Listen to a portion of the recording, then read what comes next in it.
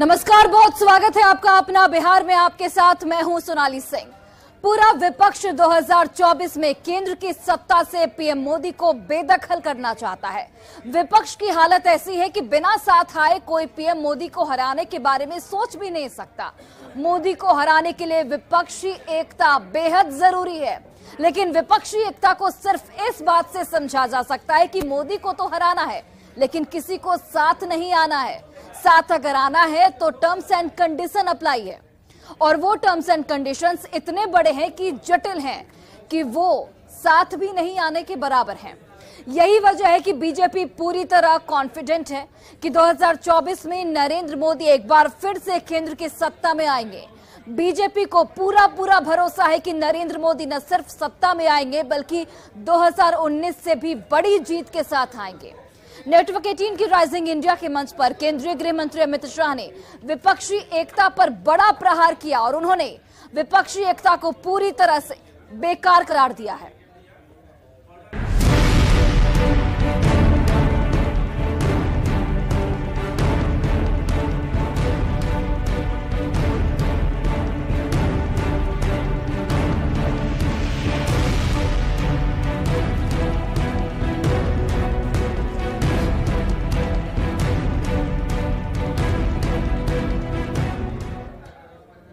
तो 2024 के लोकसभा चुनाव के लिए विपक्षी एकता की बात बिहार के सीएम नीतीश कुमार के बगैर पूरी नहीं हो सकती, क्योंकि नीतीश कुमार ने विपक्षी एकता के लिए सबसे बड़ी पहल की।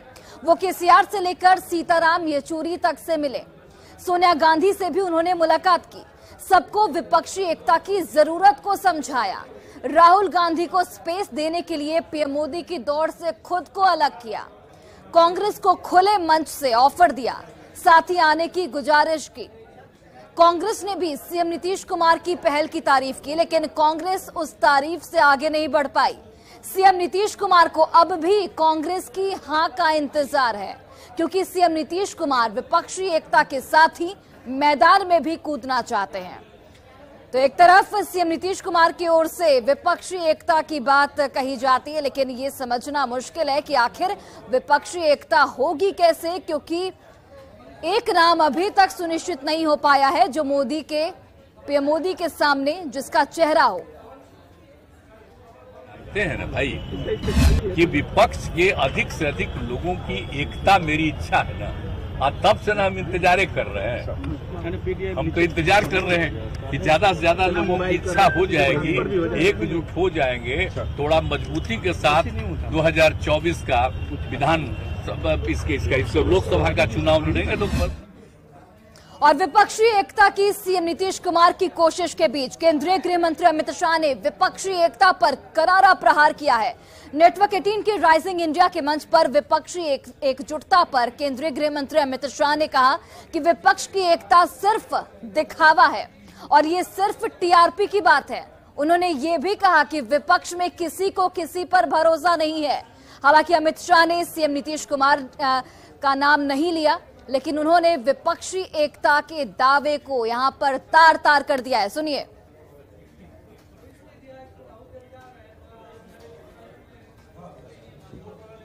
अब मैं 3 पार्टियों के नाम बोलता हूं। श्रीमान चंद्रशेखर राव, ममता बनर्जी की पार्टी तृणमूल कांग्रेस, समाजवादी पार्टी और कांग्रेस। ये चारों पार्टियां अगर मोदी वर्सेस रेस्ट के फॉर्मूला के साथ आती है तो चंद्रशेखर राव जी की एक सभा अगर यूपी में रखते हैं तो क्या फर्क पड़ जाएगा यूपी में, और ममता बनर्जी की सभा तेलंगाना में रखते हैं तो क्या फर्क पड़ जाएगा, और यादव साहब की सभा अगर बंगाल में रख देंगे तो क्या फर्क पड़ेगा। ये सब अपने अपने राज्य में हमारे सामने ही लड़ रहे हैं और लड़ाई इसी तरह से होनी है। एकता आपकी टीआरपी बढ़ाने के लिए है, आपको उन लोगों का धन्यवाद करना चाहिए। एकता का कोई मतलब ही नहीं है।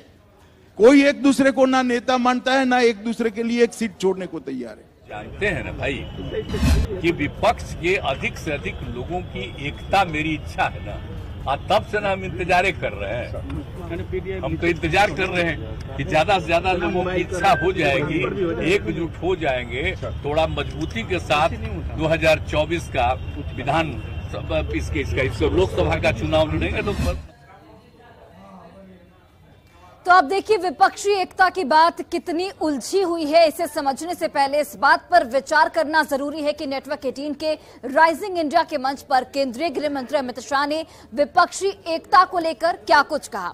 तो अमित शाह ने क्या कुछ कहा वो हम आपको ग्राफिक्स के जरिए बताते हैं। तो अमित शाह ने कहा कि विपक्षी एकता महज एक दिखावा है, विपक्षी एकता टीआरपी बढ़ाने की बात है, किसी को किसी पर यहां पर भरोसा नहीं है, विपक्ष के साथ आने से कोई फर्क नहीं पड़ेगा, कोई एक दूसरे को नेता मानने को यहां पर तैयार ही नहीं है, कोई एक दूसरे को सीट देने को भी तैयार नहीं है, विपक्ष सिर्फ अपने राज्यों में बीजेपी से लड़ रहा है।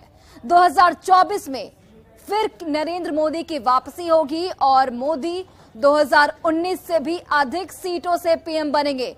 तो देखिए यहां पर बीजेपी पूरी तरह से कॉन्फिडेंट है और अमित शाह का ये बयान उसकी एक उदाहरण है कि किस तरीके से अमित शाह ने कहा कि विपक्षी एकता महज दिखावा है, ये बस टीआरपी के लिए किया जा रहा है। तो देश में विपक्षी एकता एक अत्यंत उलझा हुआ और जटिल सवाल है।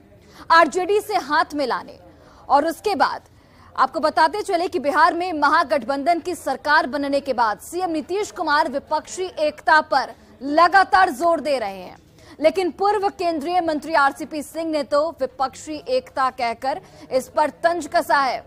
समझिए कि विपक्षी एकता कितना जटिल है। सीएम नीतीश कुमार विपक्षी एकता का प्रयास कर रहे हैं।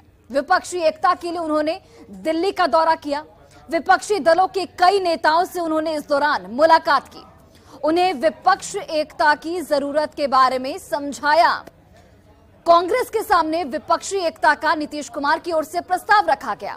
सीएम नीतीश कुमार ने कांग्रेस को ऑफर दिया। विपक्षी एकता के लिए तेलंगाना के सीएम पटना तक आ गए। सीएम नीतीश ने मेन फ्रंट बनाने की बात कही, लेकिन तेलंगाना जाते ही चंद्रशेखर राव ने दाव खेल दिया। चंद्रशेखर राव ने राष्ट्रीय पार्टी बीआरएस का गठन कर दिया। कांग्रेस भी विपक्षी दलों को एकजुट होने के लिए कह रही है, लेकिन कांग्रेस को राहुल के सिवा किसी और का नेतृत्व मंजूर नहीं है। कई विपक्षी पार्टियों को राहुल का नेतृत्व स्वीकार नहीं है। क्षेत्रीय दलों की अपनी अपनी महत्वाकांक्षाएं हैं। क्षेत्रीय दल चाहकर भी कांग्रेस के साथ नहीं आ सकते। केसीआर कांग्रेस को कबूल नहीं कर सकते। ममता को भी कांग्रेस का साथ मंजूर नहीं है। केजरीवाल कांग्रेस के साथ नहीं आ सकते। नवीन पटनायक की बात की जाए तो नवीन पटनायक भी कांग्रेस के साथ नहीं जा सकते। तो विपक्ष में ज्यादातर ऐसे ही छत्रप हैं जिनका अपने राज्य से बाहर कोई जनाधार नहीं है। इस बात को बीजेपी अच्छी तरह से समझती है। केसीआर पश्चिम बंगाल में चुनाव नहीं जितवा सकते। ममता बनर्जी का तेलंगाना में कोई जनाधार नहीं है। एसपी के अखिलेश यादव का यूपी से बाहर जनाधार नहीं है। इन नेताओं का कांग्रेस से कोई तालमेल हो ही नहीं सकता। अभी तक कांग्रेस ने नीतीश का ऑफर स्वीकार हालांकि नहीं किया है। कांग्रेस राहुल के नेतृत्व पर कोई समझौता नहीं करना चाहती और नहीं कर सकती। ममता बनर्जी राहुल के नेतृत्व को स्वीकार नहीं कर सकती। कांग्रेस के भिड़े बगैर केजरीवाल का सपना पूरा नहीं होगा। कांग्रेस को तृणमूल, बीआरएस, आप का साथ नहीं मिल सकता। नीतीश कुमार विपक्षी एकता की हालांकि कोशिश कर रहे हैं, यानी वो मेन फ्रंट के सेंटर में है, लेकिन गांधी परिवार और राहुल गांधी की कीमत कांग्रेस उनके नेतृत्व को स्वीकार नहीं कर सकती। ममता बनर्जी नीतीश, हेमंत और तेजस्वी के साथ चुनाव लड़ना चाहती है, लेकिन उन्हें कांग्रेस से परहेज है। वो कांग्रेस का नाम भी लेना नहीं चाहती। दिल्ली के सीएम अरविंद केजरीवाल की 2 राज्यों में सरकार है। पंजाब और दिल्ली उनके मुट्ठी में है। अब वो नरेंद्र मोदी को चुनौती देने और पीएम बनने की तैयारी कर रहे हैं। ऐसे में उनकी लड़ाई बीजेपी के साथ साथ कांग्रेस से भी होगी। राहुल गांधी के कांग्रेस को कई विपक्षी दलों का साथ मिल सकता है, लेकिन ममता बनर्जी के तृणमूल, केसीआर के भारत राष्ट्र समिति और केजरीवाल की आप का साथ मिलने से तो रहा। यानी कि विपक्षी एकता की बात महज एक दिखावा है, जो कि केंद्रीय गृह मंत्री अमित शाह की ओर से ये बात कही गई है। लेकिन इस बयान से अब बिहार में सियासी घमासान भी शुरू हो गया है। महागठबंधन ने अमित शाह के बयान पर हमला बोला है और कहा है कि 2024 में बीजेपी केंद्र की सत्ता से बेदखल हो जाएगी। सुनिए। मान्यवर अमित शाह जी एहसास है ना कि आपके नेता आदरणीय नरेंद्र मोदी जी के नेतृत्व में बिहार में 2015 में विधानसभा चुनाव हुआ था, चारों खाना चित हुए थे। 2024 में आपको सत्ता से बेदखल करना है।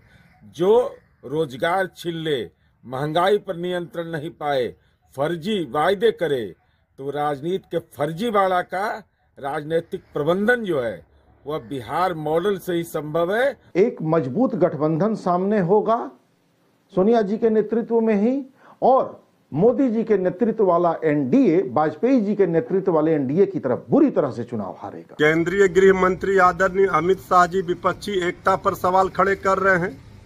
विपक्षी एकता जिस तरह से सामने आई है, पूरा विपक्ष भारतीय जनता पार्टी के खिलाफ एकजुट हुआ है, और ये जो बिहार से संदेश निकला, बिहार ने जो राह दिखाई, अब देश में भी दिख रहा है, और बीजेपी इसी से घबराई हुई है, डरी हुई है। विपक्षी एकता हो ही नहीं सकता है, क्योंकि मेढक को तौला नहीं जा सकता है।